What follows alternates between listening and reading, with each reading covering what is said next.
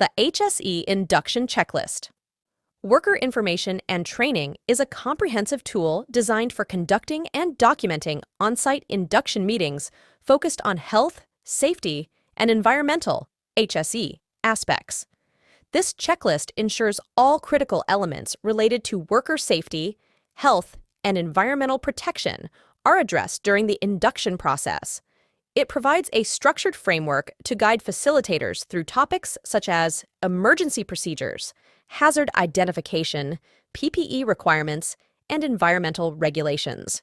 Utilizing this checklist helps organizations communicate essential information to workers, promote a safety culture, and ensure compliance with HSE standards. Additionally, it tracks and records induction sessions, ensuring all workers receive the necessary training to perform their duties safely and responsibly.